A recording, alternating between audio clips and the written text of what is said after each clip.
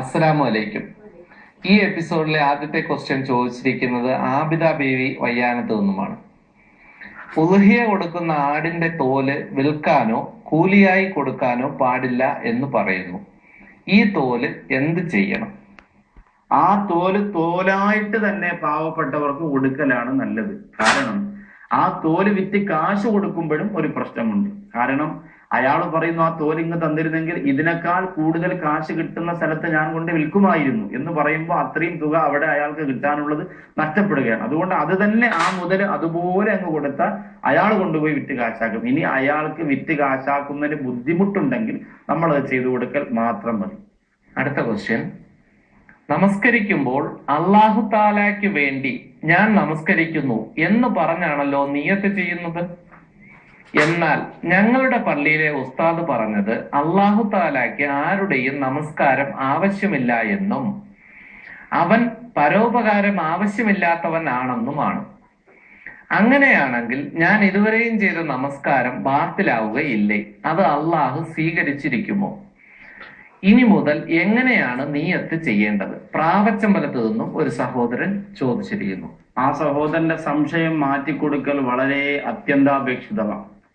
കാരണം അള്ളാഹുവിന് നമ്മുടെ നിസ്കാരം കൊണ്ട് ഒരു നേട്ടവും കിട്ടാൻ പോകുന്നില്ല എന്നാണ് ഉസ്താദ് പറഞ്ഞത്. അള്ളാഹുവിന് വേണ്ടി നിസ്കരിക്കണ്ട എന്നല്ല. അള്ളാഹു പറയുന്നത് നിങ്ങൾ നിസ്കരിച്ചെങ്കിലേ എനിക്ക് എന്തെങ്കിലും കിട്ടുള്ളൂ, നിങ്ങൾ നിസ്കരിക്കാത്തത് കൊണ്ട് ഞാൻ വലിയ സങ്കടത്തിലാണ് എന്നല്ല അതിന്റെ അർത്ഥം. അള്ളാഹു പറഞ്ഞ് വിശ്വാസികളായ നിങ്ങൾക്ക് ഈ പ്രപഞ്ചം തന്ന നിങ്ങളെ പടച്ച എന്നോടുള്ള നിങ്ങളുടെ ബാധ്യതയാണ് 5 വഖ്ത് നിസ്കാരം. അത് നിങ്ങൾ നിസ്കരിച്ചിരിക്കണം. പിന്നെ ആർക്ക് വേണ്ടിയാണ് നിസ്കരിക്കേണ്ടത്? അള്ളാഹുവിന് വേണ്ടിയാണ്. അള്ളാഹ് പറഞ്ഞതിന് വേണ്ടി, അള്ളാഹുവിന് വേണ്ടി നമ്മൾ നിസ്കരിക്കുന്നു എന്നാണ്. പക്ഷെ ഈ നിസ്കാരം അള്ളാഹുവിന് വേണ്ടി എന്ന് പറയുന്നത്, നമ്മൾ ഒരാൾക്ക് ഒരു 10,000 രൂപ കൊടുക്കുമ്പോൾ നിനക്ക് വേണ്ടി, മരുന്ന് വാങ്ങിച്ചു തരുമ്പോൾ നിനക്ക് വേണ്ടി എന്ന് പറയുന്ന പോലെ അത് അയാൾക്ക് ഉപകാരപ്പെടാൻ വേണ്ടിയിട്ടല്ല.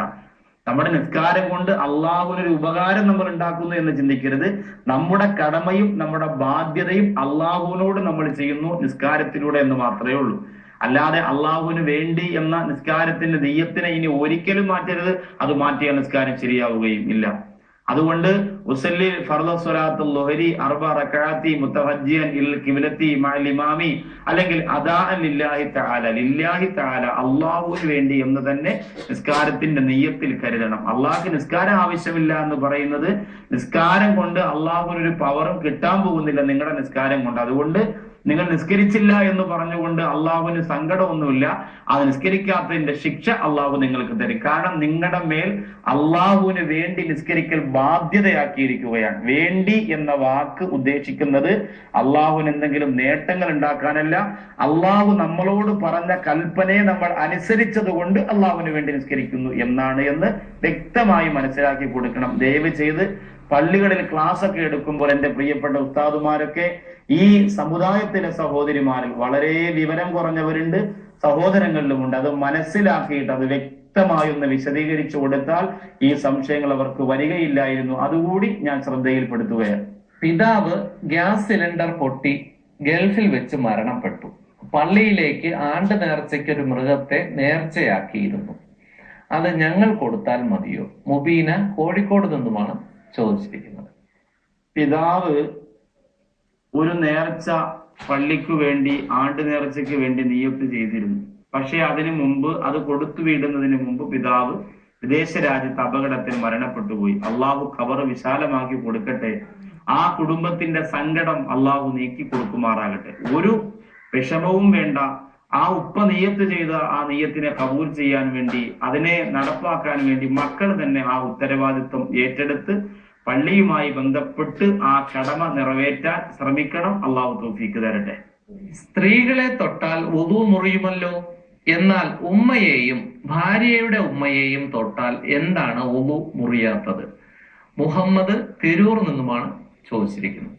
ഷാഫി മദ്ഹബ് പ്രകാരമാണ് ഭാര്യയെ തൊട്ടാൽ വുളു മുറിയുന്നത്. ഹനഫി മദ്ഹബ് പ്രകാരം അങ്ങനെ വുളു മുറിയുകയില്ല.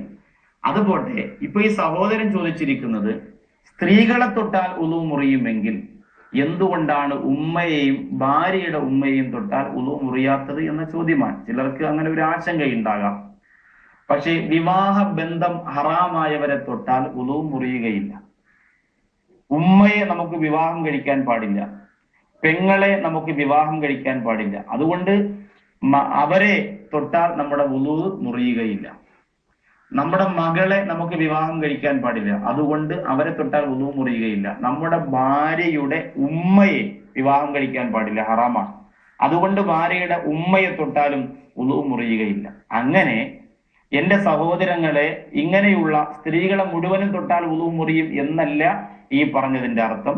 വിവാഹബന്ധം ഹറാമായവരെ ആ രീതിയിലേക്ക് മനസ്സിലാക്കുമ്പോഴാണ് ആരെ തൊട്ടാൽ വുളു മുറിയും ആരെ തൊട്ടാൽ വുളു മുറിയൂല എന്ന് ചിന്തിക്കുന്നത് ആ രീതിയിലൂടെ മനസ്സിലാക്കുമ്പോഴാണ്. അടുത്ത കത്ത് ഫാത്തിമുത്ത് സൂറ വള്ളക്കടവിൻ്റെതാണ്. കുഞ്ഞ് ജനിച്ചപ്പോ സാമ്പത്തിക ബുദ്ധിമുട്ട് കാരണം അക്കീക അറുക്കാൻ കഴിഞ്ഞില്ല.